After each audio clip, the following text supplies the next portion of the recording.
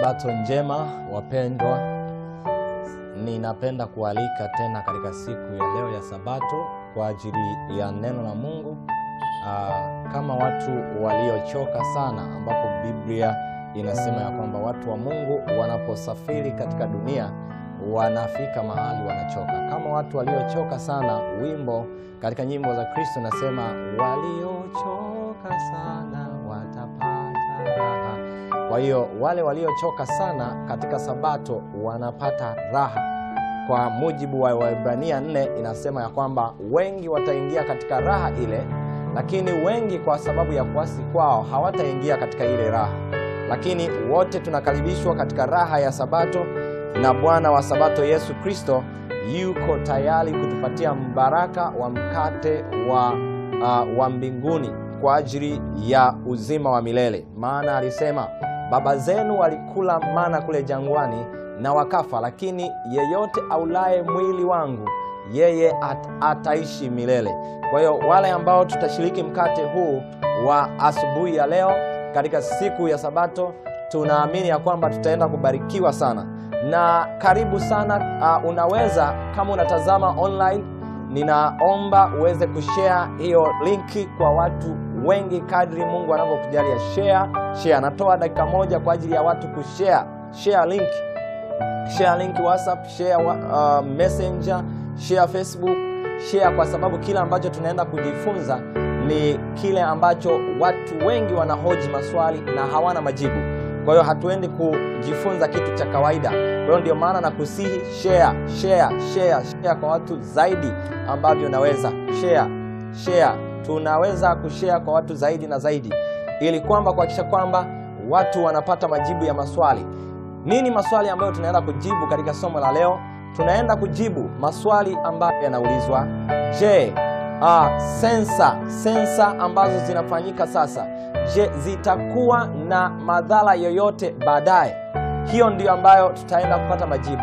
Na je, Biblia inapozungumzia sensa ama kuhesabiwa kwa watu, je, inazungumzia pia kile ambacho kinaendelea ulimwenguni leo, ama kuanzia 2020 ambapo zilianza sensa zinazoitwa Census 2030, yani sensa 2030. Lakini tutaenda kuangalia kwa upande wa kina zaidi wa unabii.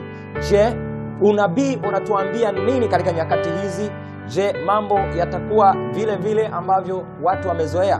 Maana wapo wenye zihaka wanasema imekuwa vile vile tangu zamani. Watu walisema tangu zamani, walisema kwamba mambo yataendelea kuwa vile vile kama ilivyokuwa zamani. Lakini lazima kuna vitu tutambue kwamba tunaishi kwenye wakati gani, ili kwamba tuweze kuishi kulingana na wakati. Maana kuna watu wanafanya wrong timing, kucheza hesabu na wakati. Ndicho ambacho kitakuwa ukombozi kwako na kwangu. Jinsi gani tunaweza kucheza na nyakati, ili kwamba tujue ni wakati gani tunaweza kufanya hiki kitu na kikafanikiwa, na mafanikio yale yakawa tufaidisha. Timing. Kwenye Biblia issue ni timing. Toka Mwanzo mpaka Ufunuo, Eva alipiga mahesabu mabaya. Kwenye Mwanzo sura ile ya 3 alifanya timing ya kwamba ndiyo Mungu alikuwa amemzuia asile tunda, lakini alipokutana na nyoka akapiga hesabu ya kwamba anaweza akala lile tunda na bado atasamehewa na bado atakuwa kama Mungu. Kwa hiyo alipiga hesabu ya kuwa mkubwa kuliko Adam na kuwa mkubwa kuliko Mungu. Kwa hesabu yake alivyoicalculate akaona iko sawa, lakini majibu tunaona kwamba ile hesabu aliipiga vibaya. Kwa hiyo tuna watu leo duniani ambao wanapiga hesabu na wanaziona ziko sawa sawa. Wanapiga hesabu zao, wanaona by 2030 wanaona kwamba tutakuwa tumeimiliki dunia na tutakuwa tumewabalance watu kuwa kiasi fulani. Wanapiga hesabu zao, wanaona ziko sawa sawa. Lakini tunaenda kuangalia kwenye Biblia na unabii na data zao na information zao, tutaona sasa kwamba je, hesabu wanayoipiga iko sawa, itawaletea yale majibu ambayo wanataka? Swali ni hilo. Je, hesabu ambazo serikali wanapiga pamoja na Roma wanapiga hesabu fulani. Wanazipiga zile hesabu, wanaona sasa tunaweza kufanya kitu fulani. Je, zile hesabu zao, timing zao zitakuwa sawa sawa? Ndilo swali ambazo kama Wakristo lazima akili zetu sasa itazame juu kwa Kristo ili kujua ni jinsi gani timing zetu. Nasisitiza timing. Ndio maana nimewaambia share hiyo video kwa watu wengi, hata viongozi wa serikali. Share, watumie hiyo link. Halafu tuangalie nini kinachoenda kutokea. Petro wa pili sura ya 3, kabla hatujaomba fungua Biblia yako. Petro wa pili sura ya 3 kuanzia ule mstari wa 3 anasema, mkijua kwanza neno hili. Petro wa pili 3 anasema, mkijua kwamba neno hili, ya kwamba katika siku za mwisho watakuja na dhihaka zao watu wenye kudhihaki, wafuatao tamaa za wenyewe. Kwa hiyo kuna watu siku za mwisho watakuwa wanapiga timing zao za tamaa zao. Wanapiga timing, halafu zinawapa majibu, wanafikiria yale majibu ni sahihi. Lakini Mungu anatuonyesha kwamba timing yetu inatakiwa iwe ya akili zaidi kuliko nyoka. Akili zaidi kuliko nyoka. Eva alizidiwa akili na nyoka. Ndiyo maana alipiga hesabu na timing ikampa majibu, lakini yale majibu yalimshusha chini kuliko kiwango hata leo. Na fungu la 4 nasema, na kusema iko wapi ahadi? Watasema iko wapi ahadi ile ya kuja kwake? Kwa maana tangu hapo babu zetu walipolala, vitu vyote vinakaa hali hiyo hiyo tangu mwanzo wa kuumbwa. Kwa hiyo kwa kuona kwamba mambo yako vile vile, watapiga hesabu ya kwamba ulimwengu unaweza kuendelea vile vile mpaka milele. Kwa hiyo wanapoona kwamba ulimwengu utabaki vile vile, wanapiga hesabu sasa jinsi gani ulimwengu huu ambao wanadhani utabaki vile vile wanaweza kucontrol na kuuendesha wanavyotaka wao, na kuhakikisha kwamba mtu hafi. Wanachokilenga ni kuhakikisha kwamba 2030 mtu hafi, mtu anaishi milele. Kwa kusaidiwa na nini? Wanasema kwa kusaidiwa na computers ama machines, kwa msaada wa nanoparticles ama lipid nanoparticles ambazo ndani yake zitakuwa na brain chips. Kwa hiyo wanaamini ya kwamba wanapiga hesabu, wanaona Yesu haji, wanaona kwamba ulimwengu utaendelea kama ulivyo. Timing yao ni mbaya. Warudie kupiga mahesabu. Biblia inasema watasema hivyo, fungu la 5, maana hufumba macho yao wasione wapi neno hili. Wanafumba macho. Si wa Kristo, si wa Islamu, si wa Buddha, wa Hindu, si wa pagani. Wanafumba macho yao wasione neno hili, ya kuwa zilikuwako mbingu tangu zamani, na nchi pia imefanyizwa kutoka katika maji, na ndani ya maji kwa neno la nani? La Mungu. Wamesahau hilo. Wanafumba macho wasione kwamba kuna muumbaji aliumba hii dunia. Wanafumba macho. Kwa hayo dunia ile ya wakati ule iligarikishwa. Halafu wanafumba macho, wanasema kwamba hii dunia haikuwahi kuangamizwa. Wanasema haijawahi kutokea gharika. Pamoja na kuona milima na mabonde na mabahari na mito mikubwa, hawaoni. Pamoja na kuchimba makaa ya mawe wapate petroli, bado hawaamini kwamba kuna muumbaji na hii dunia. Baada ya miaka 2000 toka ilivyoumbwa na dhambi ikaingia, waliangamizwa. Wanafumbia macho hilo neno, wanasema sasa dunia itaendelea kuwa sawa. Na wanasema fungu la 6, kwa hayo dunia ile ya wakati ule iligarikishwa na maji ikaangamia, lakini mbingu za sasa na nchi zimewekwa akiba. Kwa nini? Kwa moto. Pigia mstari. Mbingu za sasa na nchi ya sasa imewekwa akiba kwa moto. Hilo hawaamini. Wanasema hamna moto. Wanaendelea kupanga mikakati ili kwamba watu wa Mungu waendelee kubaki duniani. Wanasema kwa neno lilo hilo zikilindwa hata siku ya hukumu na ya kuangamia kwao wanadamu wasiomcha Mungu. wanadamu wasiomcha Mungu wanaenda kuangamia katika wakati wasiotarajia. Kwa hiyo anasema, lakini wapenzi, msilisahau neno hili, kwamba kwa Bwana siku moja ni kama miaka 1000 na miaka 1000 ni kama siku moja. Kwa hiyo anasema Bwana hakawii kuitimiza ahadi yake kama wengine wanavyokudhani kukawia, bali huvumilia kwenu, maana hapendi mtu yeyote apotee, bali wote wafikirie toba. Lakini siku ya Bwana itakuja kama nani? Kama mwivi. Katika siku hiyo mbingu zitatoweka kwa mshindo mkuu, na viumbe vya asili vitaunguzwa, na kadhalika na kadhalika. Swali linakuja, hawa watu wanafumba macho, wanapiga hesabu wamefumba macho. Sasa hesabu za kupigwa watu wakiwa wamefumba macho, tutaenda kuona madhara yake very soon. Punde serikali, punde makanisa, punde viongozi wa dini, punde watu wa ulimwengu, hesabu zao ambazo wanapiga wakiwa wamefumba macho, watakuja kuona kwamba ziliwaletea majibu sifuri, ila kwa sababu walikuwa wamefumba macho, hawakuiona kwamba hesabu iliwaletea sifuri. Wacha tuombe. Roho wa Mungu apate kutubariki na kutufundisha.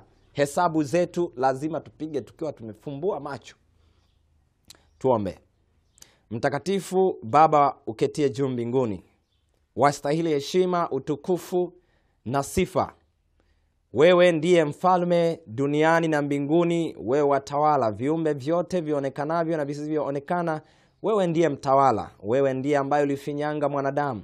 Wewe ndiye uliumba wanyama. Wewe ndiye uliumba majani na kila chembe ya mdudu. Baba, ni Mungu yupi tena zaidi yako wewe Yahweh? Baba, tunakuabudu na kutukuza, kwa maana dunia hii imefumba macho, wala hawaoni hatari ya hesabu yao wanaozipiga.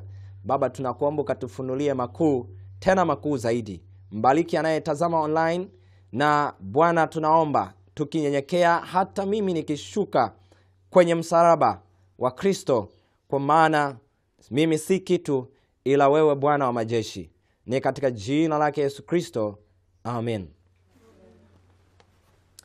Basi twende katika Biblia, inaendelea kutupatia maneno matamu ya uzima. Hatari ya kufumba macho. Biblia inatuambia kwamba kuna watu pia waliwahi kupiga mahesabu wakiwa wamefumba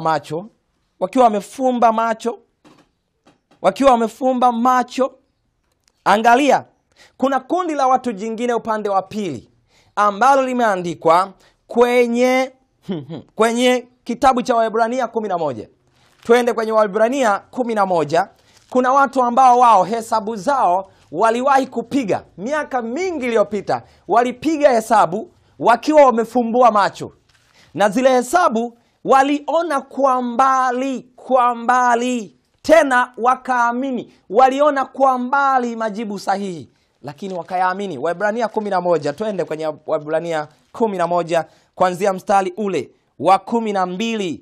Anasema, na kwa ajili ya hayo wakazaliwa na mtu mmoja, naye alikuwa kama mfu, watu wengi kama nyota za mbinguni, wingi wao na kama mchanga ulio ufuoni, usioweza kuhesabika. Nani alikuwa huyu mtu ambaye alizaa watu wengi kama nyota? Fungu la 11 inasema, kwa imani hata Sara mwenyewe alipokea uwezo wa kuwa na mimba. Kumbe Sara alizaa na Ibrahim. Sasa tunaambiwa huyo Ibrahim, baba wa imani, alipiga hesabu ya dunia. Alipopiga hesabu aliona kwa mbali. Angalia sasa hesabu za watu wanaopiga wamefumba macho na hesabu za watu ambao wanapiga wamefumbua macho. Anasema fungu la 13, hawa wote wakafa. Sara, Ibrahim na baadhi ya uzao wao, akina Yakobo, akina Isaka, wote wakalala. Anasema hawa wote wakafa katika imani,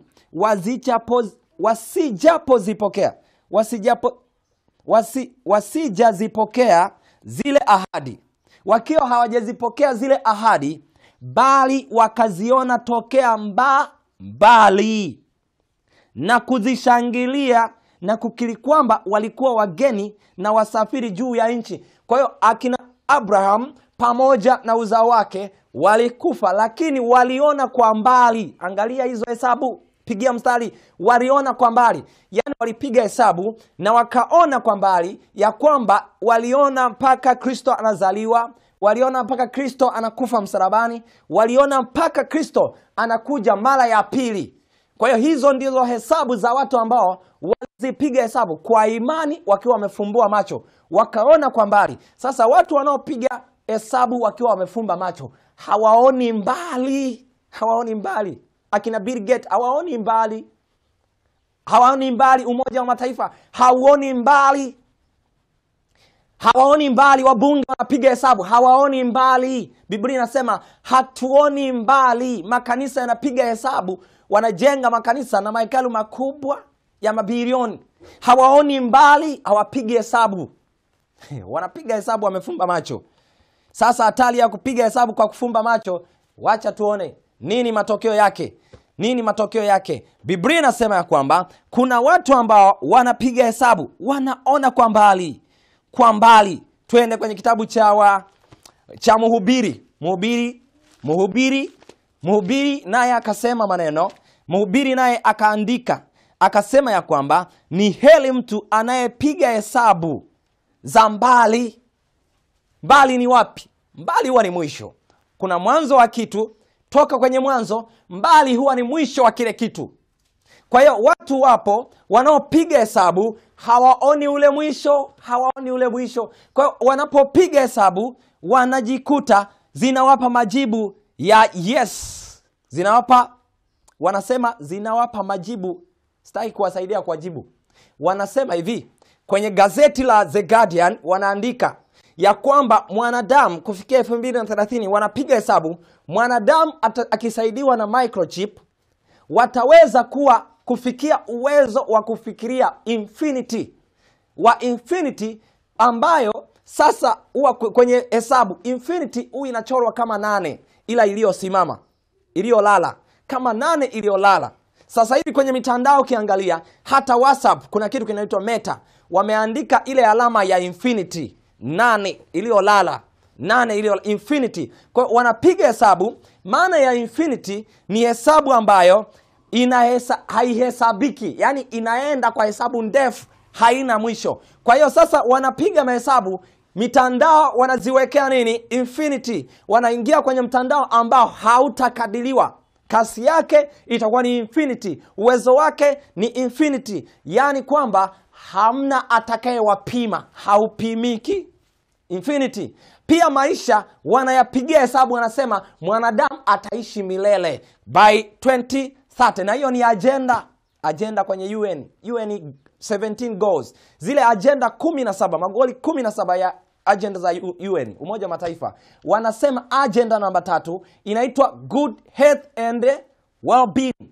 afya bora na uzima. Hapo ndani kwenye hiyo agenda ndipo kuna kitu kinaitwa transhumanism, kuwabadili wanadamu ili wawe wana uwezo wa kuishi katika dhambi, wakiwa na dhambi, kuishi milele. Kwa hiyo wanapiga hesabu, inawaletea majibu ya infinity.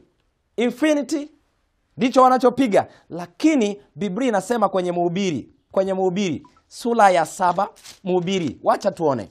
Mhubiri, huyu mtu alifanya kila wanachokifanya wao. Mhubiri alifanya vitu, kila raha ya dunia alizifanya ili kwamba amshauri mtu mwingine afanye nini.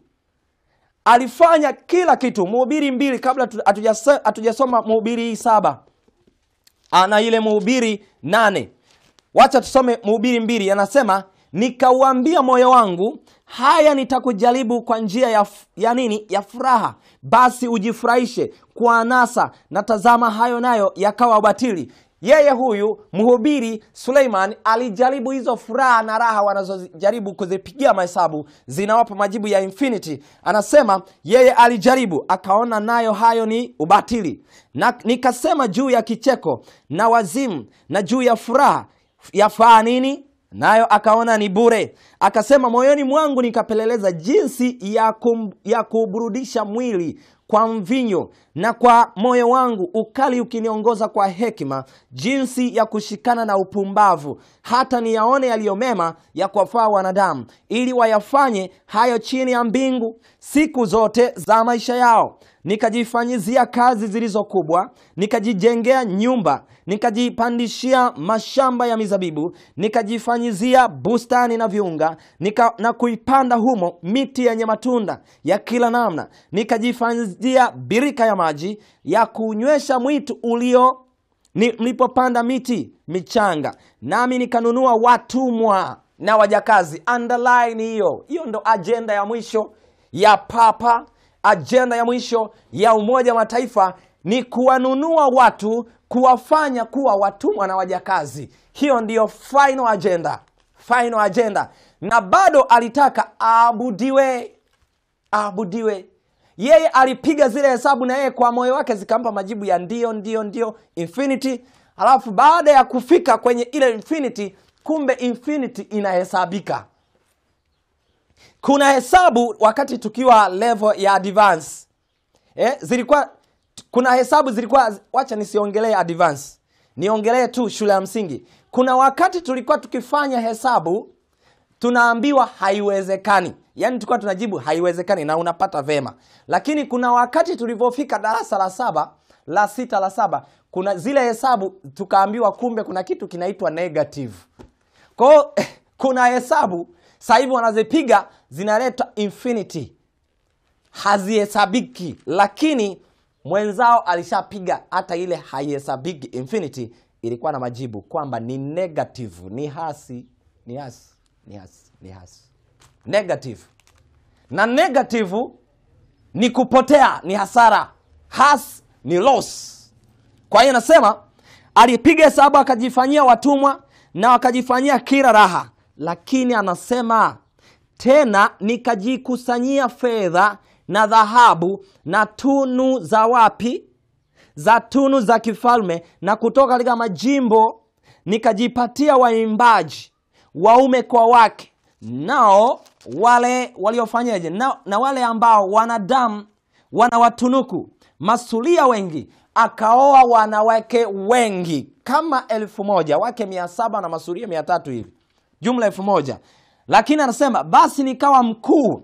He became a great person, a great man around the world. Kwa hiyo alikuwa mtu mkubwa sana duniani, dunia nzima kwa utajiri ameshakusanya yeye. Kwa fedha ni yeye. Halafu amewafanya watu wawe watumwa kwake. Kwa hiyo yeye ndiye anaabudiwa. Yaani alikuwa amekaa kana kwamba yeye ndiye muumbaji. Na alikuwa ni intelligence kuliko wengine. Alikuwa ni mwenye hekima. Knowledge yake ilikuwa ni kubwa kuliko watu wengine. Ndio maana alifanya vile vitu. Fikiria uwezo hata leo wa kuikusanya dunia, mtu atawale dunia nzima.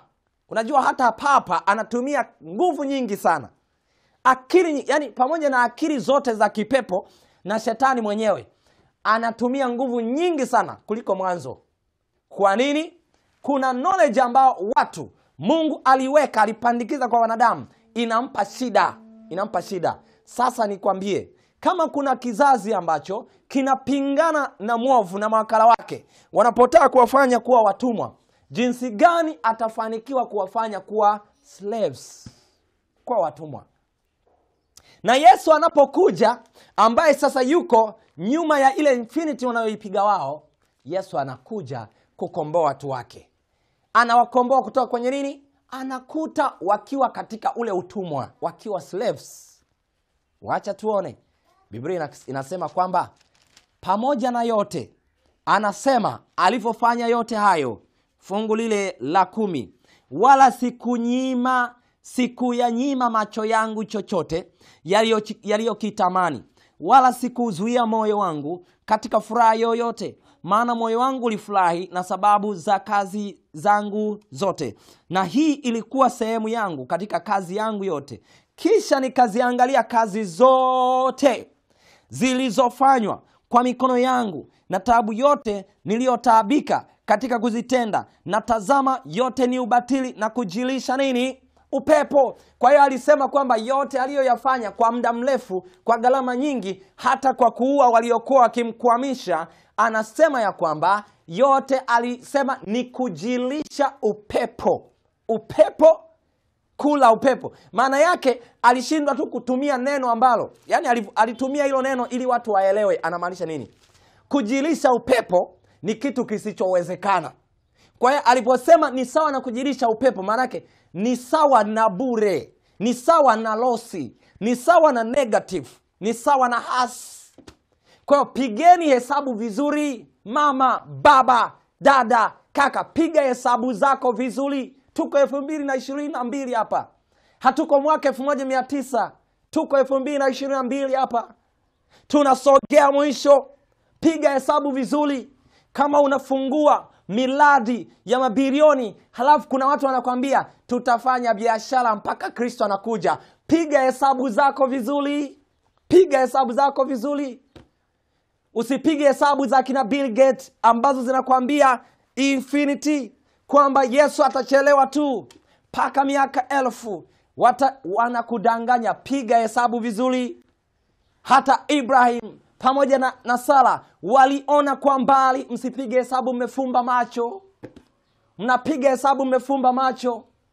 Na wengi wachungaji wanasema, wanawapigia hesabu washirika, wanaambia mambo yako sawa sawa. Wanapiga hesabu wamefumba macho, wamefumba macho. Brothers and sisters, mnapiga hesabu mmefumba macho. Nenda kwenye kitabu cha Mhubiri sura ya 8, akasema hivi. Mhubiri akanifurahisha. Akasema kwenye fungu lile la 6 na la 7. Anasema Mhubiri 8, 6 na 7, anasema kwa maana kwa kila shauri kuna wakati na hukumu. For every counsel there is judgment, and what counsel there is judgment and time.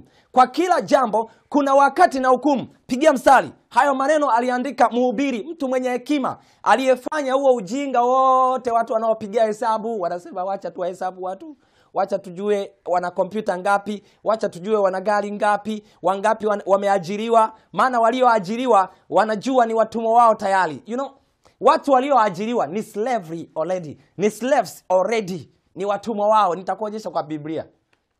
Utaona kwa Biblia. Watu walioajiriwa ni watumwa tayari, kwa sababu yule mwajiri wake ndiye boss, na akiswitch off tayari huyu analia. Sasa wanachopiga hesabu, wanataka wajue watu walioajiriwa ni wangapi. Ni kwa sababu wanajua walioajiriwa ni watumwa wao tayari. Kwa wakiwa switch off kwenye mfumo mpya huo wa infinity, wanajua tayari hawa tumewabana. Kwa hiyo wakishajua kwamba Tanzania ama Afrika kuna waajiriwa wangapi, wanajua kwamba kumbe Afrika tuna watumwa wetu tayari milioni, labda milioni 30 ama milioni 50 au milioni 40 hivi. Sawa? Kwa hiyo wanajua ile milioni zilizobaki ndio watu ambao wako huru. Wanakuja wanauliza, je, wana magari? Ndio. Mwenye magari, kwa jinsi gani tutamfanya awe mtumwa wetu? Kuna njia ambayo wameipanga. Watapandisha mafuta, wanapandisha kodi, wanapandisha kodi za magari, wanapandisha bima, vitu vingi vinawekwa. Baada ya hapo mwenye gari naye anakuwa mtumwa. Kwa njia gani? Gari ile anaambiwa mafuta yamepungua, kuna uhaba, anaambiwa ni sababu ya vita ya Ukraine. Okay? Vita ya Ukraine. Na kuna mafuta wapi? Syria, Libya, Nigeria kuna mafuta ya kutosha, Uganda yapo mafuta. Alafu mtu anakwambia kuna uhaba wa manini, wa mafuta. Wacha tuambiane tu kweli. Pigeni hesabu mkiwa wamefumbua macho. Biblia iko wazi. Inasema ya kwamba watawasogeza taratibu. Unatoka kwenye mafuta, wanakwambia sasa mafuta yameisha. Kwa hiyo sasa watu wapunguze speedi kutoka kwenye kuendesha speed cars. Either uendeshe kilomita 10 according to the agenda. Kwenye screen utaona kwamba wamepanga kwamba step number 2 ni watu waendeshe magari kwa speedi ya kilomita 10 kwa saa. 10 kilometers per hour. Na hiyo wanajua watu watasema hatuwezi kutembea kwa speedi ya 10 kwa kilomita 10 kwa saa. Hiyo ni speedi ya baskeli. Hata baskeli afadhali. Kwa hiyo watu watakachokiona wataambiwa kama ni hivyo basi tupunguze idadi ya magari. tupunguze idadi ya magari, watu washare gari. Kama kwenye ofisi kuna wafanyakazi 100, basi gari zitumike. Kama wanatumia magari 10, basi tumike gari 2, gari moja ipitie wafanyakazi wote ili kubalance mafuta. Baadaye watawaambia hata hayo kidogo hayapo, tuhamie kwenye mfumo wa umeme. Hiyo ni agenda ya Umoja wa Mataifa ya UN, zile 17 goals. Inaitwa hii agenda inaitwa Clean Energy and Sustainable. Clean energy, yani nishati safi na yenye and affordable, yenye kuweza kumudu. Kwa hiyo wanakuleta kwenye umeme, baadaye wanakuambia na umeme hautoshi. Hautoshi. We just imagine, fikiria, Tanzania tu hatujawahi kukaa mwezi bila kukata umeme. Sasa wakihamia kwenye hiyo matreni ya umeme ambayo yatakuwa ni public ili watu wapaki magari. Sasa mwenye gari ambaye tayari ameshahesabiwa sasa hivi ameripoti. Ripoti inajulikana kwamba wenye magari ni milioni, kuna wenye magari, kuna watu wanamiliki magari mpaka 10. Kwa hiyo anajua wenye magari labda wako milioni 20. Lakini magari wanayomiliki ni sawa na idadi ya watu milioni 60 ya Watanzania wote. Kwa hiyo wanajua kama tukiwabana hawa milioni 20 wote wakaachana na ya magari yao, tayari tunawafanya kuwa watumwa nao. Pigeni hesabu mkiwa wamefumbua macho. Kwa hiyo sasa tayari wenye magari na wenyewe wanakuja kuwa watumwa wa kupanda treni za umeme za serikali ambazo zinatakiwa ziwe chache ili kukidhi umeme ambao umepangwa. Na cha kushangaza, hii ni agenda ya dunia nzima. Kwa kama ni agenda ya dunia nzima, maana yake ni mpango wa shetani kuwafanya watu wawe watumwa, na wakiwa watumwa wanaacha kufikiria utumwa wa dhambi. Wanaanza kuangalia utumwa wa nini? Wa dunia. Warumi, wakati Yesu anakuja mara ya kwanza, shetani alichokifanya, aliwatia chini ya utumwa wa Warumi. Alipotia chini ya utumwa, wakawa wana mateso. Kwa hiyo wakasahau utumwa wa dhambi, wakaangalia sana Masihi aje kuwakomboa kwenye utumwa wa Warumi. Kwa hiyo shetani anapojua kwamba time imekaribia ya yeye ufalme wake kuangushwa, anachokifanya ni kuongeza utumwa kwa watu wa dunia. Akishaongeza utumwa, anajua akili yao yote itahamia kwenye nini? Kwenye kutafuta chakula, kuvaa na maisha. Wanasahau dhambi. Watasahau kweli kweli. Watasahau. Paka Yesu anatokea, watakuwa hawana habari. Maana wanapiga hesabu, wamefumba macho. Sasa Mhubiri akasema hivi kwenye fungu lile la 8. Fungu lile la 7. Mhubiri 8 fungu la 7 akasema, kwa sababu mashaka ya mwanadamu yaliyo juu yake ni makubwa. Mashaka ya mwanadamu ni makubwa, kwa kuwa hajui yatakayokuwako. Kwa sababu mwanadamu hajui yatakayokuwako, wamejaa mashaka. Wanapiga zile hesabu za Mungu, wanaona Mungu alivyopiga hesabu, wanaona wanazitilia mashaka. Wanapiga za kwao wakiwa wamefumba macho, wanaona zinawaletea infinity. Sasa kitakachowatokea ni hicho ambacho anakisema kwamba kwa kuwa hajui yatakayokuwako, kwa maana ni nani awezaye kumweleza jinsi atakavyokuwa? Ni nani atakayewaeleza Umoja wa Mataifa, bunge, serikali na watu wote wajue nini yatakayokuwako?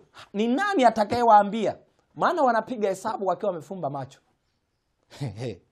Neno la Mungu linasema rudi kwenye Mhubiri sura ile ya 7 fungu la 8. Mhubiri 7 fungu la 8. Haleluya. Haleluya. Inasema fungu la 8 la Mhubiri 7, akasema heri mwisho wa neno kuliko mwanzo wake.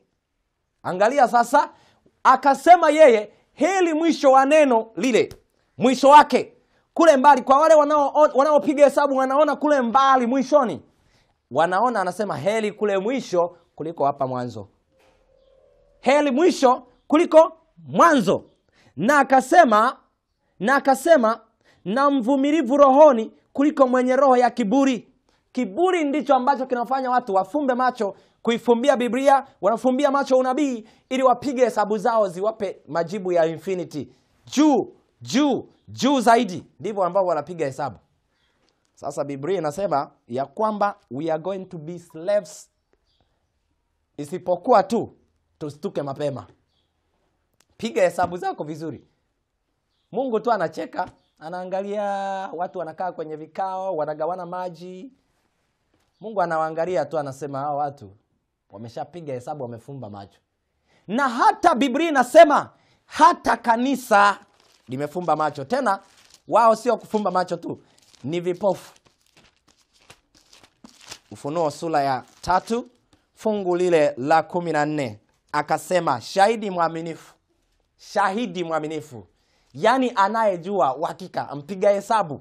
Yesu mpiga hesabu za uhakika anasema, na kwa malaika wa kanisa lililoko Laodikia andika, haya ndiyo ayanenayo yeye aliyeamina, shahidi aliye mwaminifu na wa kweli, mwanzo wa kuumbwa kwa Mungu, na yajua matendo yako ya kuwa hu baridi wala hu moto.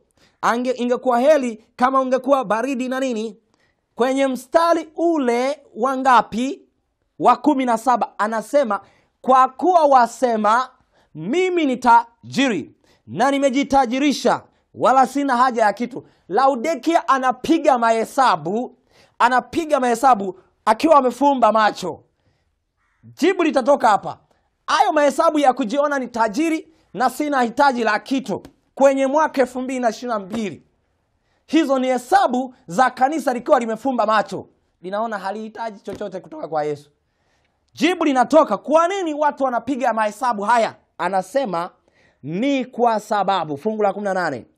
Ni kwa sababu, rudi fungu la 17, anasema kwa kuwa wasema mimi ni tajiri, nimejitajirisha wala sina haja ya kitu, nawe hujui ya kuwa wewe mnyonge.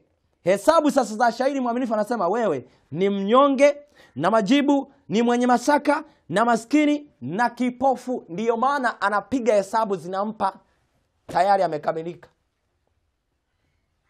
Anasema sihitaji makemeo, sihitaji maonyo, sihitaji chochote. Wacha. Hizo ni hesabu za kupiga watu wamefumba macho. Mtu anakemewa, anasema unanikemea mimi. Unakemea mtu, unakemea kiongozi, umekamilika Umekamilika. Maana waliokamilika ndio ambao hawakemewi wala hawaonywi, na Mungu hana message yoyote kwao. Wamekamilika. Kwa hiyo kama ni kiongozi, kama unatambua hitaji lako kwa Kristo, lazima utaomba Kristo, ukiona nimepotoka nionye. Lakini hizi hesabu za kipofu, yeye anapiga hesabu kila kitu kiko shwari. Ndio maana wanasema wacha tujenge. Jenga. Wacha niwaambie, Yesu Kristo alipokuja mara ya kwanza alitumia miaka 30 akiwa anajipanga. Alipobatizwa akiwa na umri wa miaka 30, alijua saa yake ya kazi imekuja. Lakini watu wa Mungu hawaelewi kwamba wao saa ya kazi yao ya mwisho ni mwaka gani. Hawaelewi. Wanapiga hesabu, hawaelewi kwamba muda wa kufanya kazi ya mwisho hawajui. Shetani anajua. Ndio maana UN mwaka jana mwezi wa 11 walikaa mkutano kule Scotland unaitwa COP26. Walikuwa tena walisema this is the time for action. Wacha nikuonyeshe ratiba yao nyingine. Wanapiga hesabu zao zinawapa majibu sahihi. Nitakuonyesha taarifa, lakini wacha nikuongezee fungu likupe majibu kama hawajui hesabu zao. Yaani shetani anapiga hesabu, watu wa Mungu wanapiga hesabu, wanaona hamna shida, mambo yako shwari. Wacha tuone. Biblia inatuambia ya kwamba katika kitabu cha Mithali aliandika huyo mwenye hekima Suleiman, aliyepiga hesabu za kwanza zikamdanganya. Alivyorudia kupiga hesabu, akapiga hesabu akasema haya mambo mengine yote ni ubatili. Kwa watu wa Mungu lazima kupiga hesabu zako ukiwa umefumbua macho. Naweza kuna mabilioni ya fedha ya watu yanaenda kuteketea kwenye mabenki very soon. Mabilioni ya pesa yanaenda kuzama mle chua, yatakuwa kama milima. Hakufanyaga kazi ya Mungu, wala hakujua habari ya ujumbe wa malaika watatu na kwama, hakujua chochote, yatateketea. Na kazi ya Mungu inaenda kumalizwa na wajane wa Sarepta kama kwa Elia. Kulikuwa na matajiri wangapi walishindwa kumlisha Elia? Matajiri wangapi Yerusalemu? Mungu akamtuma nenda kwa mjane. Mjane akakuta na kipande tu unga kidogo. Kwa imani waliishi. Alafu wale ambao walikaa na maunga Hata enzi za Nuhu watu walikuwa na mapesa mengi ya kumsaidia Nuhu kujenga safina, lakini hawakuyatoa. Ndugu wa mtu wa Mungu yule Nuhu akatumia pesa zake zote. Hakuna hela ya Nuhu ambayo iliangamia kwenye gharika. Na alijua timing, alipiga mahesabu miaka 120 alicheza nayo kweli. Ilivyokaribia tu, hakuna hela ambayo ilibakia kwa Nuhu ambayo hakujenga safina. Alipiga timing akiwa amefumba macho. Watu wa Mungu leo wanapiga hesabu wamefumba macho. Mithali sura ya 7 ndipo kuna unabii ambao unasema hata kuna mwanamke. Sawa, huwa napenda sana hii sura kuikumbushia. Najua mwaijua lakini naikumbushia. Mithali 7 kuanzia fungu lile la 6. La 6 twende fungu lile la 7. Anasema nikaona katikati ya wajinga, nikamtambua miongoni mwa vijana, kijana mmoja asiyekuwa na akili. Alimuona kijana asiyekuwa na nini? Na akili, akipita njiani karibu na nini? Na pembe yake, akiishika njia iendayo nyumbani kwake, wakati wa magharibi, wakati wa jioni, usiku wa manane, gizani. Na tazama, mwanamke akamkuta, ana mavazi ya kikahaba, mwelevu wa moyo, ana kelele, ana ukaidi, miguu yake haikai nyumbani mwake. Mara yu katika njia kuu, mara uwanjani, naye huotea kwenye pembe za kila njia. Basi akamshika, akambusu, akamwambia kwa uso usio na nini na haya. Kwa hiyo kijana mjinga akakutana na mwanamke mjanja, akambusu, akamteka kiakili. Alipombusu akamwonyesha mahaba. Kijana akaacha kwenda nyumbani, akaenda kwa kahaba. Anasema hivi, akaambiwa kwangu kuna nini? Sadaka za amani. Leo hivi nimeziondoa nadhiri zangu. Yule mwanamke ni kahaba, na alisema nimeziondoa nadhiri za kwenye ndoa. Aliondoa nadhiri na ile maagano ya kwenye ndoa alikuwa ameyavunja. Akamwambia kijana, nishavunja maagano ya ndoa. Kwa kijana akakubali kwenda yule mama. Yule mama anasema hivi, ni mwenye mavazi ya kikahaba. Yule mama alimwambia kijana jambo la kushtusha. Sitaki kuongelea sana hapa, lakini kuna kipengele alisema mume wangu ameondoka. Fungu la 19 anasema maana mume wangu hayumo nyumbani, amekwenda safari ya mbali, amechukua mfuko wa fedha mkononi mwake, atarudi wakati wa mwezi mpevu. Haya, kahaba ni nani kwenye Biblia?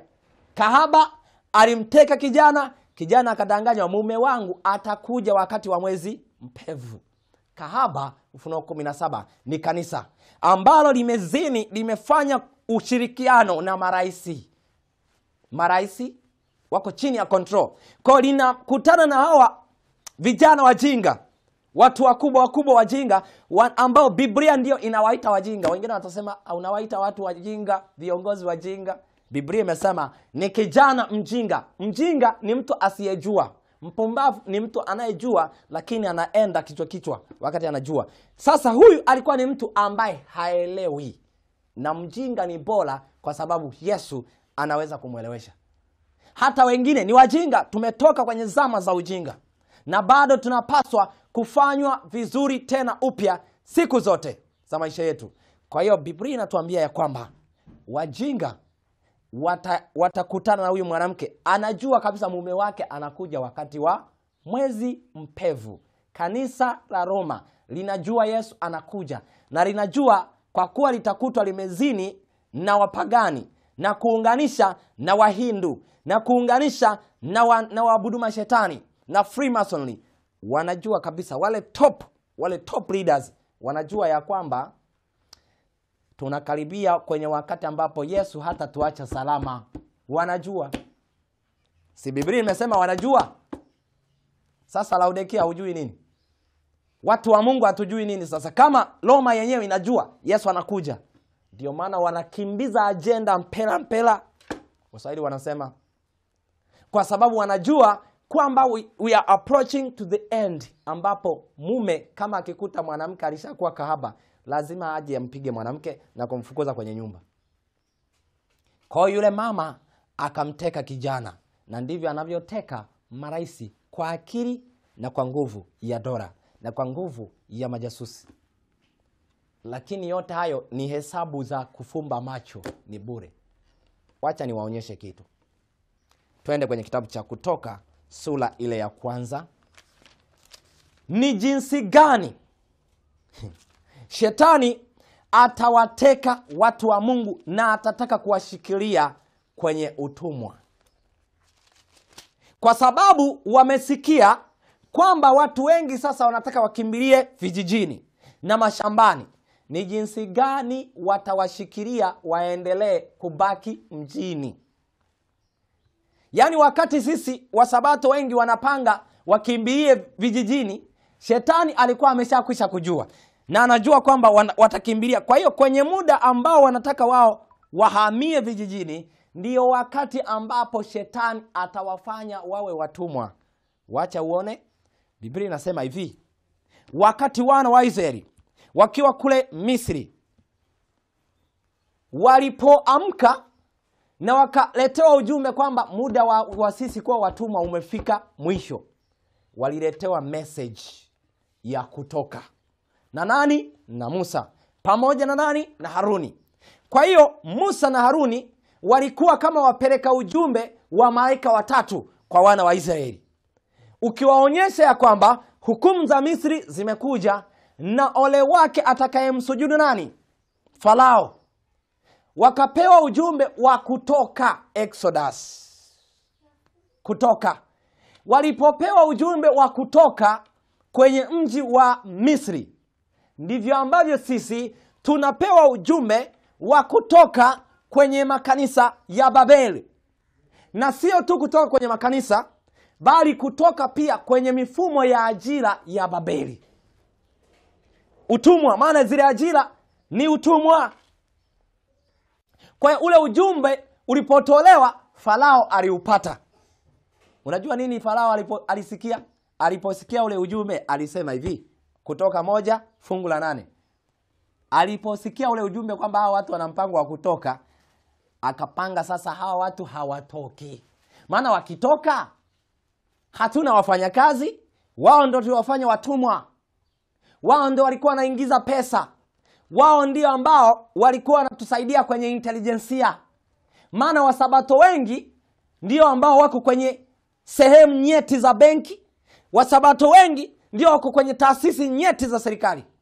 Sasa kama wana mpango wa kutoka kwenye utumwa, kwa sababu wanalazimishwa wafanye kazi mpaka siku ya Sabato, wakati wanapiga tu ujumbe wa kwamba tokeni mijini, tokeni mijini, tayari Farao ameshapata taarifa.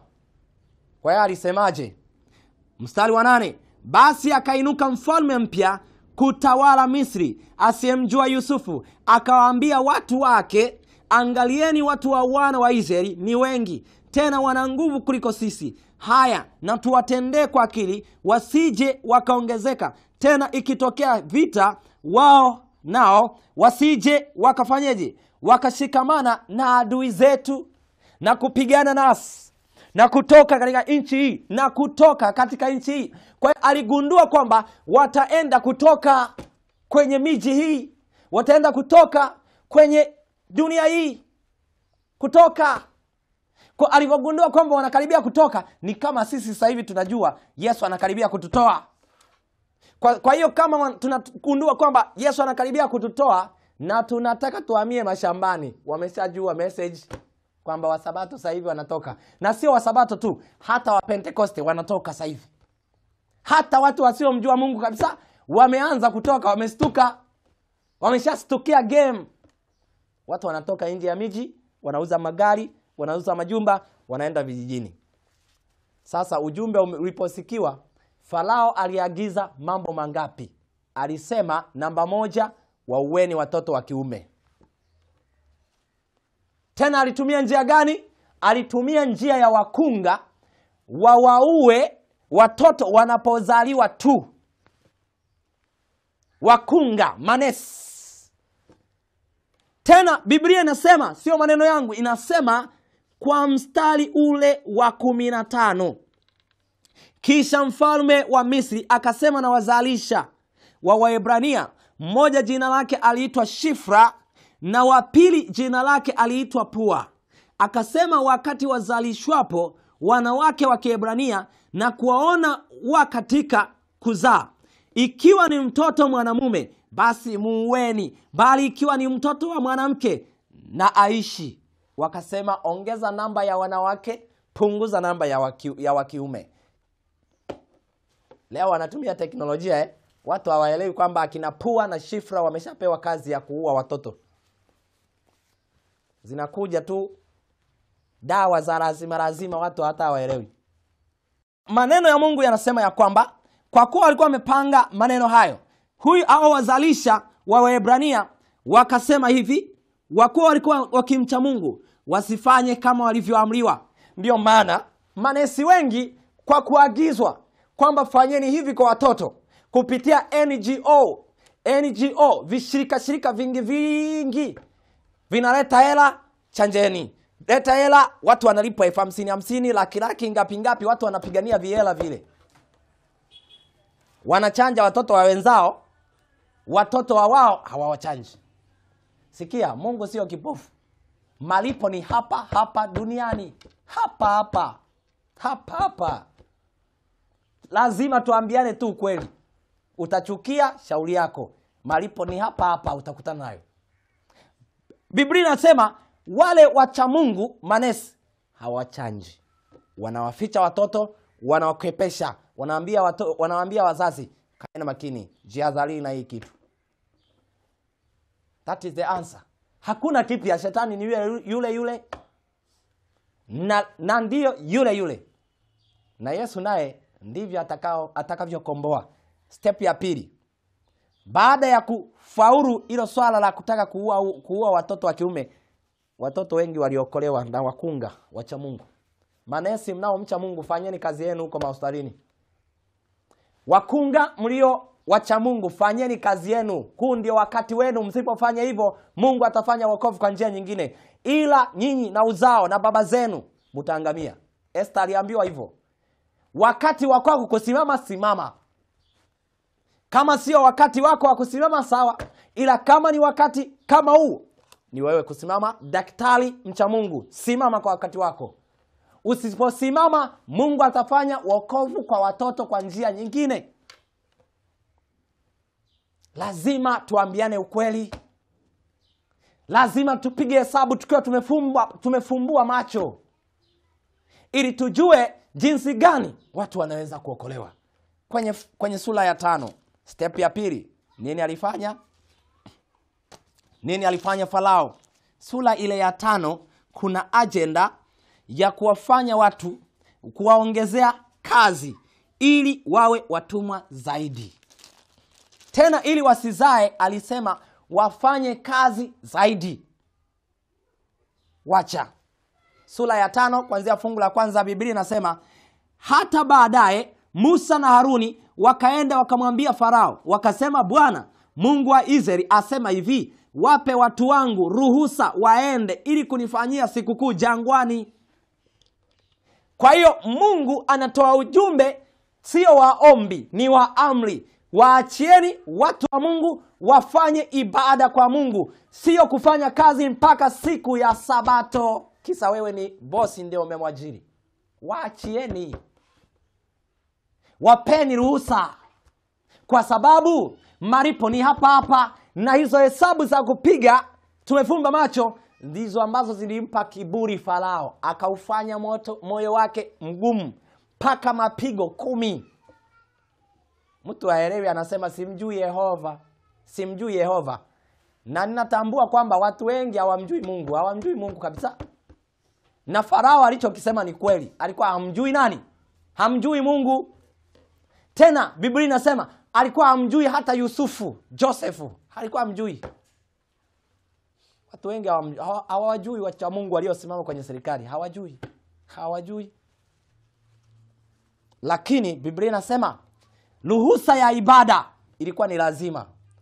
Na kwa sababu walibinya, wakasema watu hawataachiwa, watafanya kazi mpaka siku ya Sabato ili kuokoa nini? Uchumi. Nenda kwenye agenda za UN zile 17. Kuna agenda inahusu uchumi, economy. Hiyo agenda ya uchumi, wamesema wanaandaa ajira za kijani, green job. Ajira za kijani. Nini maana ya green job? Ni ajira ambazo zitatolewa tu kwa watu ambao wanatunza siku ya Jumapili ya mazingira. Maana yake wanafanya kazi siku 6 mpaka siku ya Sabato, ila hawatafanya kazi siku ya Jumapili. Kwa hiyo hao wenye ajira hizo ndizo zinaitwa green job. Kwa hiyo hesabu inayohesabu kwenye sensa inapohesabiwa, uzuri mimi sasa huwa sijuagi kuficha ficha, alafu sijui kutumia maneno mbadala. Kuna watu wengine wanasema tumia maneno mbadala. Huwa sinaga hiyo saikolojia ya kutumia maneno mbadala. Nasema tu waziwazi kwa sababu hata akili za watu zishakuwa mbovu sana. Hawezi kuelewa maneno mbadala. Inasema ya kwamba hesabu inapohesabiwa ya watu wenye ajira, shida sio nchi, shida ni kule duniani, Umoja wa Mataifa. Kule ndo kuna shida. Hao wote wanatumwa tu. Kwa hiyo wala usiwalaumu hawa wa chini. Kule juu kwa Farao. Kwa hiyo anasema wanapohesabu ajira za watu, wanaangalia ndani ya zile ajira hawa watu, kwa sababu utaandikisha namba yako ya NIDA, majina yako. Hiyo data inasoma kwenye majina ya dini zote, umoja wa dini. Majina yote yamekuwa uploaded kwenye mtandao. Majina ya washiriki yanakuwa uploaded kwenye mtandao. Kwa hiyo wanajua Wasabato wangapi wako kwenye ajira Tanzania. Hesabu inajulikana. Wakishajua hivi, Wasabato hawako kwenye green job. Maana wao wanatunza Sabato, wanaivunja Jumapili. Hawako kwenye green job. Kwa green job inapokuja, ndiyo ambayo wataambiwa hao tu ndio wafanye kazi. Wale ambao wako nje ya green job watafukuzwa makazini. Na kwa kuwa ni muda wao wa kutoka kwenye ajira za Babeli, kwenye makanisa ya Babeli, ni muda wao kwa kutoka. Shetani atataka awabane, anawabaneje? Pamoja na kwamba wamekubali kuacha kazi ili waitunze Sabato, lakini atatafuta awabane, anawabaneje? Angalia sasa. Kwa sababu shetani anachotafuta ni kuwafanya watu watumwa wa serikali na wa dini. Ibada anataka. Kwa atawabanaje walio tayari kuachia kazi na bado waendelee kubaki kuwa watumwa? Soma Biblia. Fumbua macho, tupige hesabu tukiwa tumefumbulia macho Biblia. Inasema wape watu wangu ruhusa waende ili kunifanyia sikukuu jangwani. Farao akasema, Bwana ni nani hata nisikilize sauti yake? Bwana ni nani? Bwana ni nani? Na kuwapa Israeli ruhusa waende zao. Mimi simjui Bwana, wala sitawapa Israeli ruhusa ya nini? Waende zao. Wakasema, Mungu wa Waebrania amekutana nasi. Twakuomba tupe ruhusa twende wapi? Safari ya siku ngapi? 3 jangwani. Tumtolee dhabihu nani? Bwana Mungu wetu, asije akatupiga kwa tauni au kwa upanga. Mfalme wa Misri akawaambia, enyi Musa na Haruni, mbona mnawaachisha watu kazi zao, ajira? Kwa nini wewe Musa na Haruni, wajumbe wa malaika watatu, kwa nini mnawaachisha Israeli kazi zao? Farao akawageukia wahubiri wa ujumbe wa tokeni mjini, tokeni kwenye ajira, akawageukia nyinyi Haruni na Musa, akawageukia. Kwa hiyo ilikuwa ni zahama. Sema watu wa Mungu walikuwa ni watu wa imani. Unatisha, unatishwa. Ndicho ambacho wahubiri inatakiwa sasa hivi wasimame imara. Hakuna kutishana hapa. Message lazima ipelekwe. Lazima watu wamalize kazi. Hii kazi inaenda kuokoa. Hata Farao angeokolewa, angekubali angeokolewa. Hii inaenda kuokoa. Akasema kwamba kwa nini nyinyi mnawaachisha watu ajira? Akasema, enendeni zenu kwa mizigo yenu. Tokeni nyinyi, waacheni watu. Kisha Farao akasema, tazameni watu wa nchi sasa ni wengi, nanyi mnawapumzisha wasichukue mizigo yao. Kumbe Farao mwenyewe alijua kwamba tushawapa mizigo, tushawatwika mizigo. Mtu yani mwisho wa mwezi ukichelewa mtu anaanza kulia.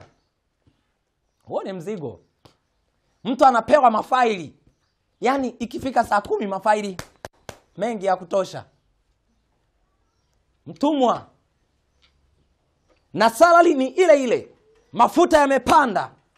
mshahara ule ule, mafuta ya kula ya kupikia yamepanda bei, lakini mshahara ule ule. Gharama ya maisha imepanda, kodi zimepanda, mshahara ni ule ule. Mizigo. Sasa kina Musa na Haruni wanaambia, tokeni, achieni hii mizigo, twendeni tukamfanyie Mungu ibada kule shambani, vijijini. Farao anasema, nyinyi mnaharibu mambo. Mnaharibu mambo. Lakini ni bora watu wawekwe huru. Sasa alichokifanya, akawaambia kwenye fungu la 6 Kutoka 5, na siku ile ile Farao akawaamuru wasimamizi wa watu na wanyapara wao wakisema, msiwape watu tena majani ya kufanyizia matofali kama mlivyofanya tangu hapo, na waende wakatafute majani wenyewe. Lakini hesabu ya matofali waliokuwa wakiyafanya tokea hapo wawekeeni hiyo, msiipunguze hata kidogo, kwa maana ni wavivu hao. Kwa hiyo wanapiga kelele wakisema, tupe ruhusa twende kumtolea Mungu wapi? Mungu wetu dhabihu. Wapeni watu hao kazi nzito zaidi, waitaabikie, wala wasiangalie maneno ya uongo. Wacha nikupe siri. Kama uko kwenye ajira, ama uko mjini, ama tuko kwenye nyumba za kupanga, ama vipi, wacha tusome pamoja. Fuatilia kwa makini. Kama ulikuwa hujashare hiyo video, share kwa watu, share hiyo link, share. Anasema hivi, kuna siri imevuja. Inaonyesha mpango mkakati wa ajira kuanzia 2025 mpaka 2030. Watu wanaenda kuongezewa utumwa na hawatatoboa. Yani lazima mpaka watamwabudu shetani. Wamepanga yafuatayo. Ellen G. White aliandika ya kwamba, hii jana ndipo niliposoma nikastuka, nikasema lazima tupate somo zima kwa ajili ya hii. Kwenye kitabu kinachoitwa Wazee na Manabii, ama Patriarchs and Prophets, ukurasa wa 283, paragraph ya 3, anasema, in Egypt the report was spread that the children of Israel, instead of tarrying to worship in the desert, were pressing on toward the Red Sea. Pharaoh's counselors declared to the king that their bondmen had fled, never to return. Farao, taarifa zilifikishwa wapi? Misri, na zikasambaa kwamba wana wa Israeli badala tu ya kwenda nyikani kuabudu, walikuwa wameendelea na safari kuelekea bahari ya Shamu. Kwa hiyo kumbe, pamoja na kwamba Mungu alitumia nguvu nyingi ili wana wa Israeli watoke kwenye ajira zile za kitumwa, walienda wakafikiri wataishia nyikani tu. Kumbe ndio walikuwa wanataka kwenda wapi? Kanani.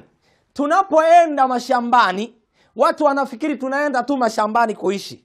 Kumbe walishagundua hawa watu wanajiandaa kwenda wapi? Mbinguni. Hawatarudi tena wapi? Mjini. Kwa hiyo yani shetani alishajua kwamba wanaoenda mashambani sio kwamba wana mpango wa kuja kurudi tena wapi? Mjini. Wakitoka wanaenda jumla. Kwa hiyo ripoti ilirudi kwa Farao kwamba wana wa Israeli hawajaishia nyikani tu kuabudu.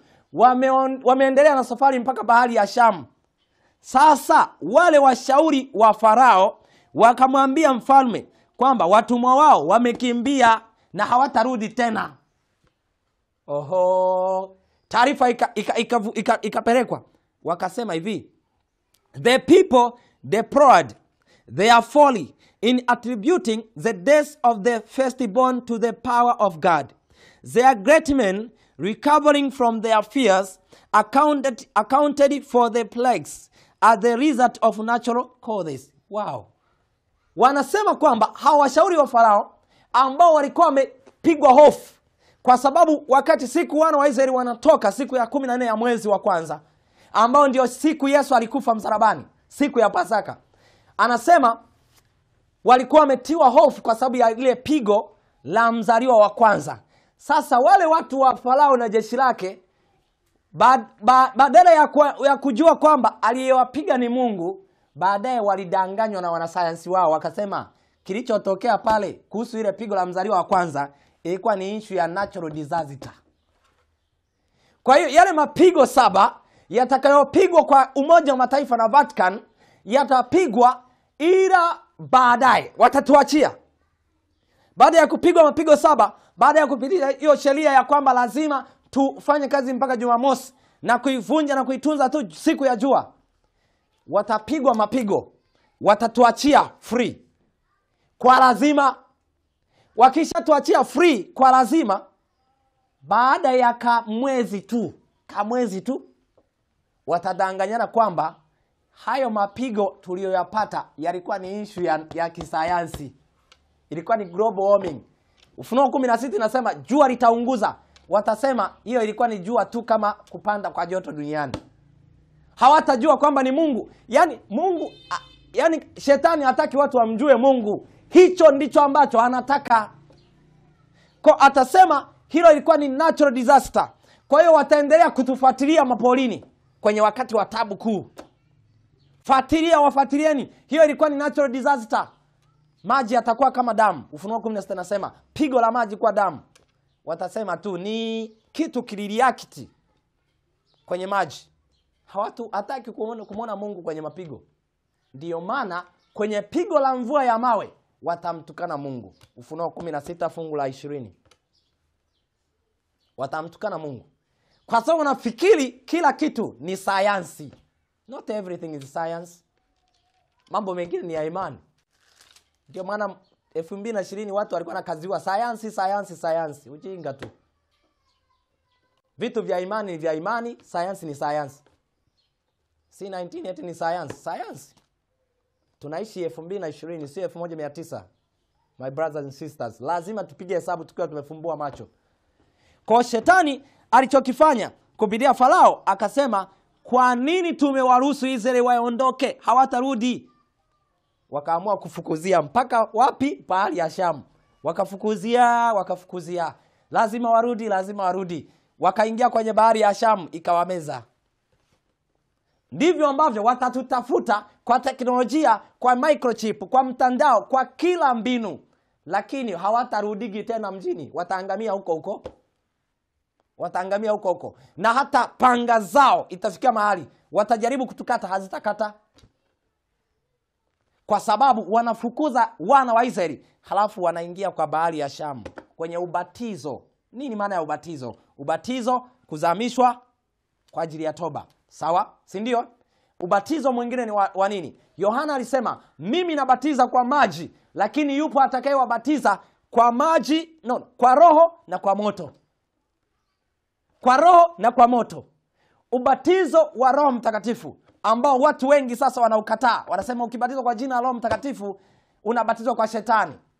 Wao ndo wanamtumikia shetani sasa, ila hawajui, wako blinded, wamefumba macho, wanapiga hesabu wakiwa wamefumba macho. Yohana alisema Yesu atawabatiza kwa roho na kwa moto. Na alipokuja Yesu akasema wabatizeni watu kwa jina la Baba, la Mwana na Roho Mtakatifu. Yohana alibatiza wa maji. Kwenye kitabu cha Matendo Waefeso sura ya 19, Waefeso. Na Matendo ya Mitume sura ya 19. Paulo alipofika Efeso akawauliza watu, mlibatizwa? Akasema tulibatizwa. Wengine akawabatiza kwa maji. Alipowabatiza akawauliza, mlipokea Roho Mtakatifu? Wakasema hatumjui hata huyo Roho Mtakatifu. Akamwambia basi nyinyi mlibatizwa ubatizo gani? Wakasema ubatizo wa Yohana. Akamwambia ubatizo wa Yohana hautoshi. Yohana alibatiza ubatizo wa toba kwa jina la nani? La Yesu. Alafu watu wanalilia sasa hivi warudi kwenye ubatizo wa Yohana tu wa maji. Wa jina la Yesu tu. Hawataki jina la Baba na Roho Mtakatifu. Hawataki hilo. Paulo alisema kama hamjabatizwa kwa roho hamwezi kupita kwenye bahari ya Shamu. Hawatapita. Kwa sababu ile ndo inaitwa mvua ya masika. Na mvua ya masika ndio itakayowakomaza watu tayari kwa mavuno. Na wasipobatizwa kwa Roho Mtakatifu hawana Mungu, hawana Yesu, hawana Baba. Maana anayewafanya watu wamjue Yesu ni Roho Mtakatifu.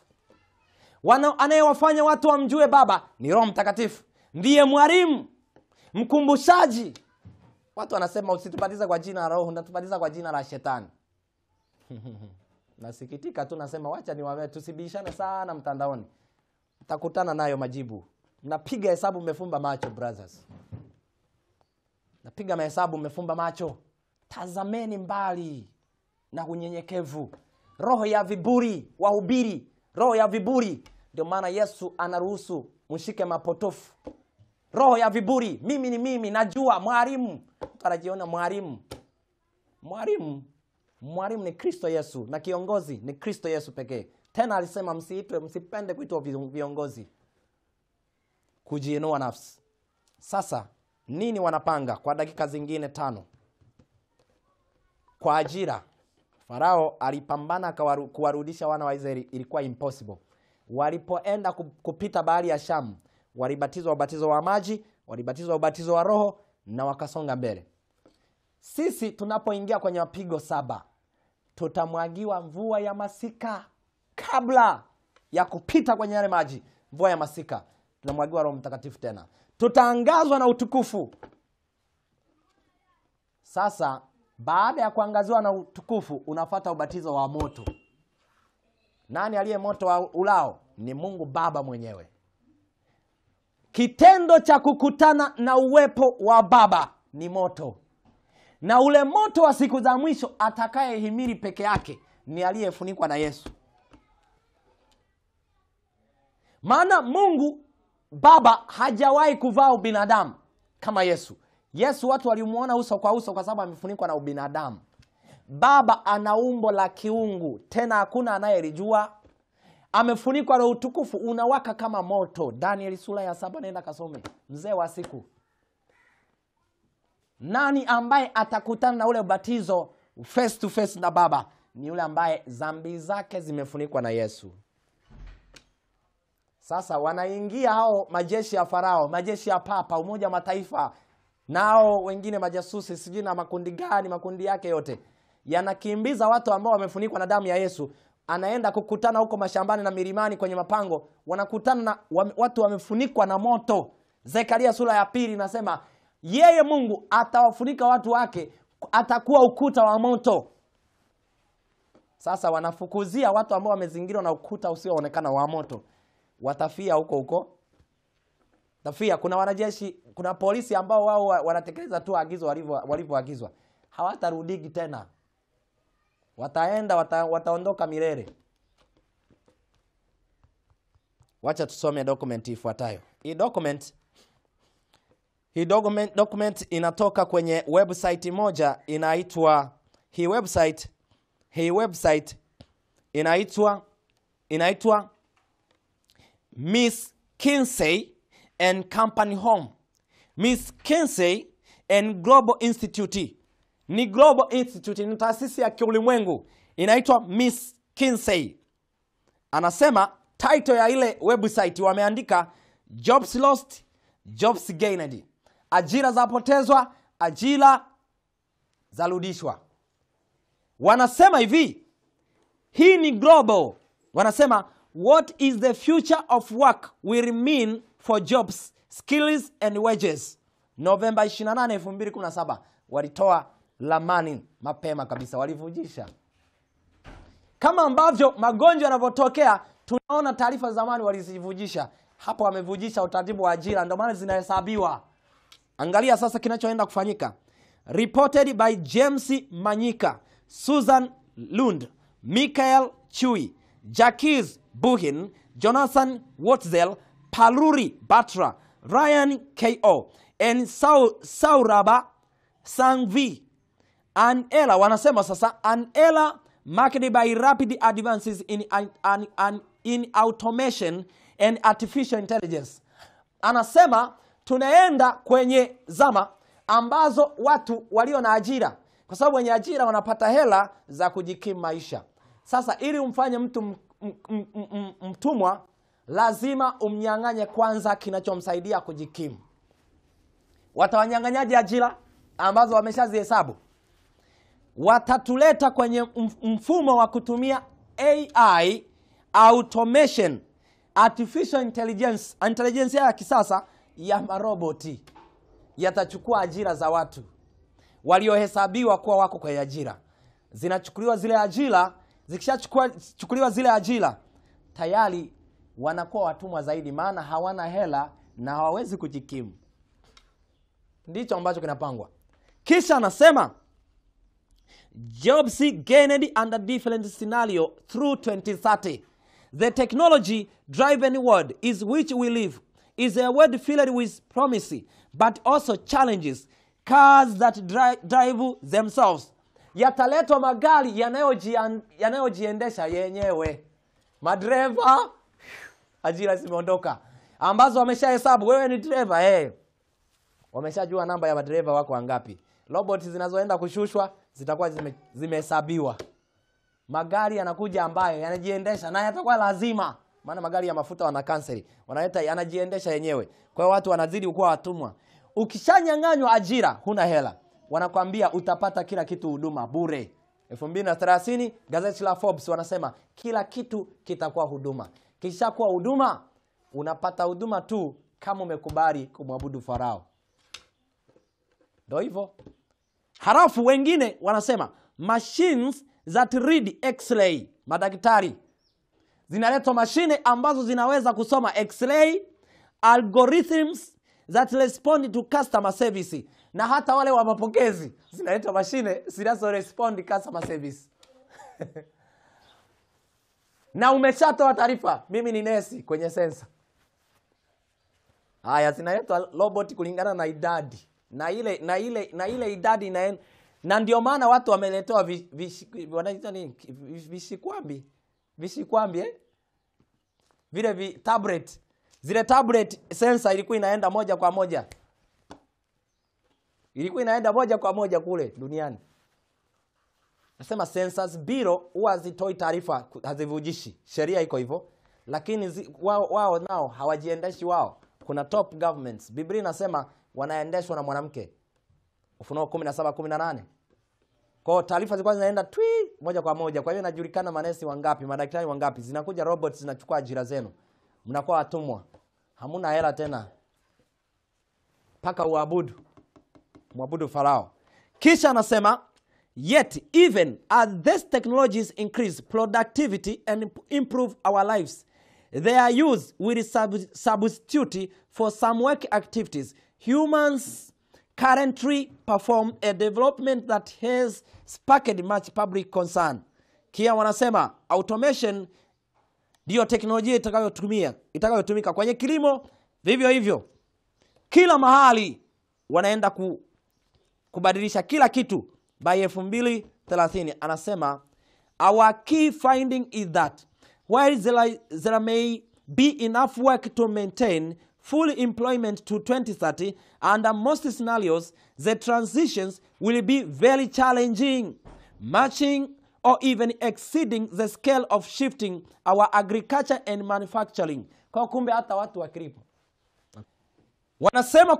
wanasema kwamba katika wakati huo wa mabadiliko ya kushifti ajira za watu zichukuliwa na marobot, ili sasa watu wawe watumwa, aidha waendelee kubaki Misri ili wapewe kila kitu bure, lakini ibada hamna, ni ibada kwa shetani.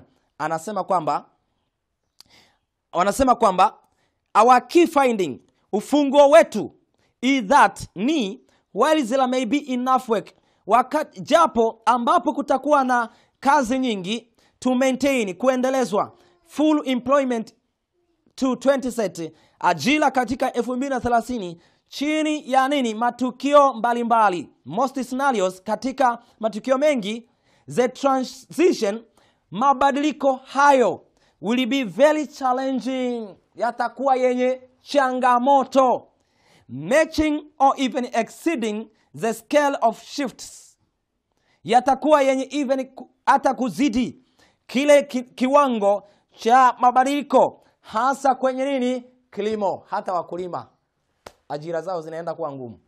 Kwa sababu gani? Wanafunga mvua isinyeshe. Kilimo wanakubana, zalisha chakula hiki ili hao watu wasipate chakula, kama Farao alivyofanya. Zalisha chakula kidogo, maana ukiwapa chakula kingi watakuwa wanazaliana zaidi. Kwa hiyo nini cha kupana? Njaa ya lazima, njaa ya kutengenezwa. Kuna dada mmoja ambaye anaitwa Mazzucato, Mariana Mazzucato, yeye ametabiri.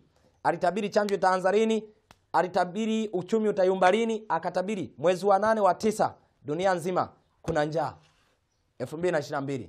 Akatabiri 2023 nini, COVID imeishia hapo, inaisha. Wanabaki na nini? Climate change, mabadiliko ya tabia nchi.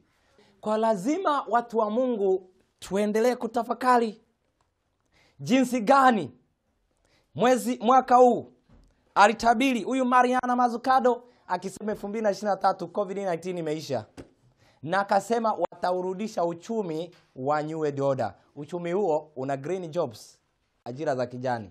Watu wengi hawana ajira. Na tunapoingia kwenye huu mchakato, watu wanaona kama ni ndoto vile. Paka Bwana mwenyewe anasema ni mpaka sasa watu wa Mungu bado tunajiingiza kwenye utumwa. Mtu anatuma maombi ya ajira bado.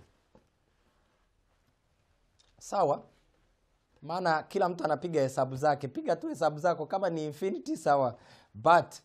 But fanya yale ambayo Musa wa leo anakuletea ujumbe wa malaika watatu akisema ya kwamba huu sio muda mzuri sana wa kushikamana na ajira. Iandae tu akili yako kuachia. Na hata kama unafanya ajira za kujiajiri, fanya vitu ambavyo havitakukaza kwenye utumwa. Kuna ajira fulani watu wanatengeneza za kujitegemea, mfano za kifedha, M-Pesa, Airtel Money, banks, agencies. Hizo ajira kuanzia mwezi wa 12 Disemba kuna cyber lockdown. Mwezi wa kwanza hatujui hizo cyber lockdown zitaenda mpaka lini. Hizo lockdown za mtandao, hautafanya miamara yoyote na umeweka mabilions, na hutachukua hela benki wala hata umeme. Sasa ajira umejitengenezea inategemea umeme. Umeme wanaenda ku switch off kwa sababu hamna umeme, hamna mtandao wa kununua ruku. Lazima tujue hawa jamaa wako serious. Yaani wanataka wahakikishe kwamba mtu hata miliki nyumba, hata miliki gari, hata miliki chochote, hata nguo hatutamiliki kufikia 2030. Kwa hayo ndio mambo ambayo Musa aliambiwa, kawaambie wana wa Israeli, mkiaona hayo muda wa wenu wa kuwa mateka umekwisha. Ukiona hayo muda wa kurudi kwa Yesu umeshafika. Ni swala la miaka tu. Matukio yaangaliane kwa umakini sana, amkeni kabisa. Kwenye kitabu kile cha Isaya 42:22 nasema, lakini watu hawa ni watu walioibiwa na kutekwa, wote wamenaswa katika nini? Mashimo, wamefichwa katika magereza, wamekuwa mawindo wala hapana aokoaye, wamekuwa mateka wala hapana asemaye rudisha. Watu wa Mungu Israeli wengi watakuwa mateka katika mashimo na hakuna atakayesema rudisha. Anaoshangaa kwenye Isaya 42:24 Mungu anauliza, ni nani aliyemtoa Yakobo? Isaya 42:24 inasema, ni nani aliyemtoa Yakobo awe mateka? Ni nani anayewatoa Wasabato wawe mateka? Ni nani anayekufanya wewe kuwa mateka? Anauliza, aliyemtia Israeli katika mikono ya wanyang'anyi, si yeye Bwana? Yeye tuliyemkosa, ambaye hawakutaka kwenda katika njia zake wala hawakuitii sheria yake. Mungu anaruhusu zahama itokee. Mungu anaruhusu shetani afanikiwe kwenye hizi agenda za Umoja wa Mataifa ili watufanye watumwa, kwa sababu sisi wenyewe tumemkosea Mungu. Kwa hiyo anaruhusu tuwe watumwa, na wale watu wake anawaambia, jiokoeni nafsi zenu. Isaya 49:24 anasema, je, aliye hodari aweza kunyang'anywa mateka yake? Isaya 49:24 anasema, je, kama sisi ni hodari, kama Wasabato ni hodari, je, aliye hodari anaweza kufanywa kuwa mateka? Je, tunaweza kufanywa kuwa mateka?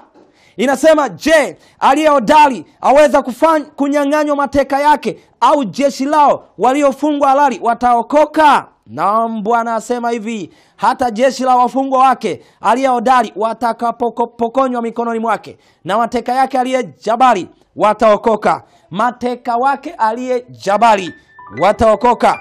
Na kwa maana nitateta na yeye atetaye nawe, nami nitawaletea wana wako wokovu. Lakini Mungu anaahidi ya kwamba pamoja na kwamba watu watabinywa, lakini anasema nitaleta wokovu kwa mateka. Haleluya. Yesu atawapigania Wakristo imara. Katikati ya hiyo misukosuko atatupigania. Anasema atateta nao wanaofanya vita nasi. Atateta nao tena kwa mapigo kama Farao. Farao alisoma namba.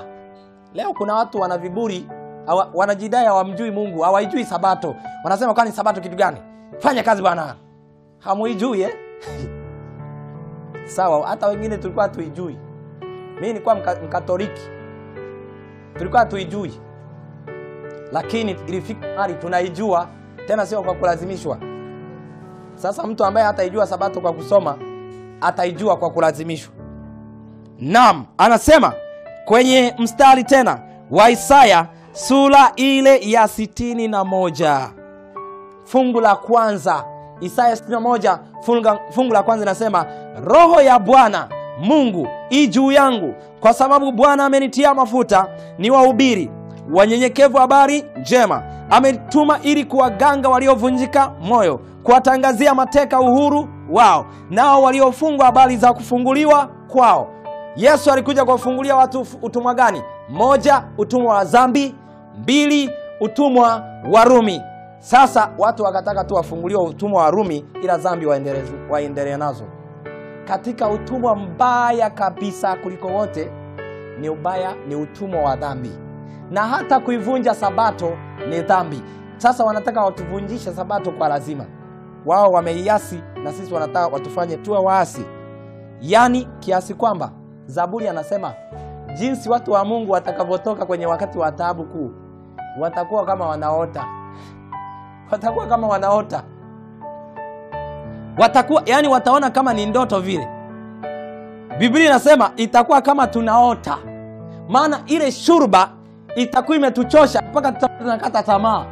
Tena anasema muda usingefupishwa, hakuna ambaye angeokoka, hamna. Biblia inasema tutakuwa kama tunaota ndoto. Zaburi 126 inasema, Bwana alipowarejeza mateka wa Sayuni, tulikuwa kama waotao ndoto. Itakuwa kama tunaota ndoto. Yesu anatokea mawinguni, itakuwa kama watu wa Mungu wanaota. Ni kweli amerudi. Itakuwa kama tunaota ndoto. Kwa sababu tabu iliyo mbele yake, ile Injili watu anasema no pen can picture. Hakuna kalamu inayoweza kutupa taswira halisi. Hamna kitabu, no pen. Hauna kitabu ambacho kinaweza kutupa ile picha halisi. Kwanza hili swala la kutokuuza na kununua, watu wanalichukulia simple. Lakini Ellen G. White anasema it will be a very serious one. Watu hatawaamini. Itakuwa ni serious mno. Watu sasa hivi mnatoa rushwa. Hawatatoa rushwa. Zaburi anasema tulikuwa kama waotao ndoto. Tena anasema Zaburi 137 fungu la 3. Zaburi 137 fungu la 3. Anasema 137 kuanzia fungu la 7. Tunaenda kuhitimisha somo. Anasema kando ya mito ya Babeli ndiko tulikoketi, tukalia tulipoikumbuka Sayuni. Watu watakapokaa kando ya Babeli, kando ya UN, WHO, mahospitali yote sheria mpya, viwanda sheria mpya, ukienda mashuleni sheria mpya, kila kitu wamebana. Tutakaa kando ya mito. Kando ya mito. Anasema kwamba kando ya mito ya Babeli ndiko tulikoketi, tukalia tulipoikumbuka Sayuni. Tutaikumbuka mbingu. Kama hatuipendi mbingu, kuna wakati unakuja watu wataitamani mbingu waingie yaishe.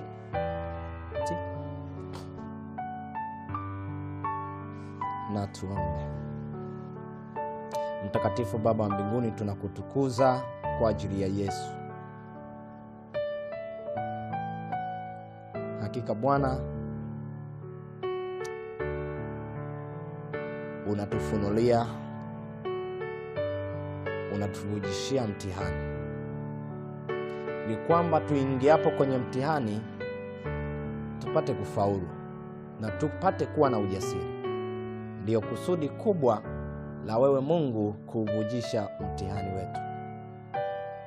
Tunakushukuru, na sisi hatupuuzi, bali tunachukua majibu ambayo umetupatia ya kwenda kujibia mtihani wa mwisho ambao utaamua future yetu na maisha yetu yajayo, uzima wa milele ama mauti ya milele.